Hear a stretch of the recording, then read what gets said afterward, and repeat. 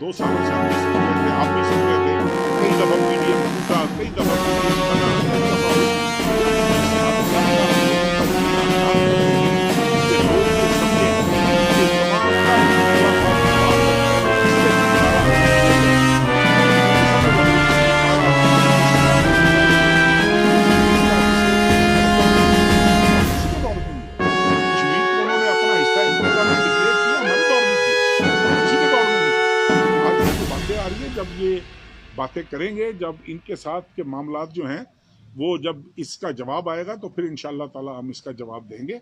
लेकिन मेरी ख्वाहिश है कि आप तमाम हजरात वो ढूंढें, वो किधर गए हैं ये जनूबी पंजाब सूबे के महाज के ठेकेदारान। 18 MN तो मुनर्रफ होकर बैठे हुए हैं 22-23 में से। उनका जो लीडर था जनूबी महाज सूबे का सदर जो था, वो पेशावर से फ्लाइट पकड़ के लंदन पहुंच चुका हुआ है। बाकियों को भी ढूंढे अगर कहीं मिलते हैं आपको। और हमें फिर भी एतराज नहीं है, हम कहते हैं भले बनाए सूबा।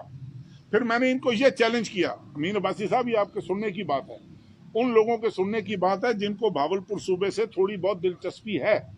मैंने इनको चैलेंज किया, मैंने कहा यार मुझे 1985 के बाद का नहीं पता, 1985 से पहले मेरा यह भी चैलेंज है कि आप एक बयान जनूबी पंजाब के किसी भी लीडर का जनूबी पंजाब सूबे के मुतालबे के हवाले से मुझे दिखा दें। आपने को मुतालबा किया हो कि जनूबी पंजाब सूबा बनाया जाए, आपने को बयान दिया हो कि जनूबी, मैंने कहा मैं फिर भी आपके साथ हो लूंगा। हाँ, अगर आप छोटे छोटे गिरोह, एक एक दो लोगों के, ताज मोहम्मद लंगा साहब मरहूम, उनकी अपनी पार्टी थी, असगर साहब थे, वो उनकी अपनी एक सराइकी पार्टी थी, मैं उनको नहीं, वो तो चल रहे होंगे, लेकिन पॉपुलर लीडरशिप में से कोई एक आदमी ये नहीं बता सकता कि हमने जनूबी पंजाब सूबे का मुतालबा, हमने तो भाई कुर्बानियां दी हैं, हमारे लोग तो शहीद हुए हैं, हमारे लोगों ने तो कैदे काटी हैं। इसी मखदूम खुसरो बख्तियार साहब का मैं नाम नहीं लेना चाहता था, इसके चचा मखदूम नूर मोहम्मद हाशमी ने मुतफिका आइन पर दस्तखत नहीं किए थे, मियां निजामुद्दीन हैदर मरहूम ने मुतफिका आइन पर दस्तखत नहीं किए थे। और हमें कोई तकलीफ, हम पागल नहीं है कि हम अपना सूबा मांगते फिर रहे हैं, मुतालबा करते फिर रहे हैं। ये हाईकोर्ट बाहर बैठी हुई है, ये हाईकोर्ट बेंच है, इन्होंने भर्ती की है ना डिस्ट्रिक्ट अटॉर्नी या डिप्टी अटॉर्नी असिस्टेंट। कौन सा आदमी है बावलपुर का, दिखा सकते हैं मुझे आप एक? यहाँ पे 15-20 लोग सारे मुल्तान से आए थे, फिर जो एक आधी सीट खाली हुई वो रहीम यार खान से आ गया। हमें कोई इतराज नहीं है, लेकिन हम इस मुतालबे पर आज भी कायम है, मेरा खुदा गवाह है, कोई लालच नहीं है हमें, हम आज भी हर चीज को ठोकर मारकर बाहर आ सकते हैं। हमें अल्लाह ताला ने इतना इक़्तिदार दिखाया हुआ है जिंदगी में कि लोगों की हसरत होगी उस तरह का इक़्तिदार देखना।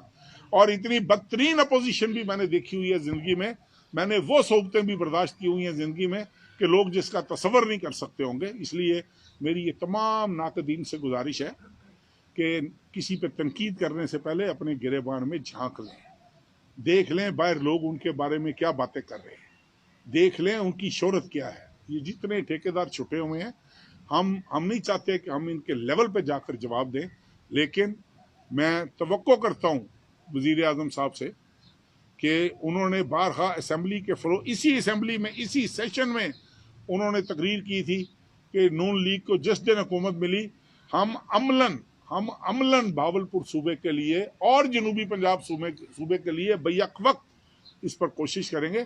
ठीक है, आज अपोजिशन नहीं है हाउस में मौजूद, प्रॉब्लम्स हैं, लेकिन मैं तवक्को करता हूं कि मियां शहबाज शरीफ साहब अपने वादे को वफा करेंगे और अपने वादे को वफा करते हुए हमारी ढारस बनाएंगे कि भावलपुर सूबा जो है वो बहाल किया जाए। ये बुनियादी तौर पर मकसद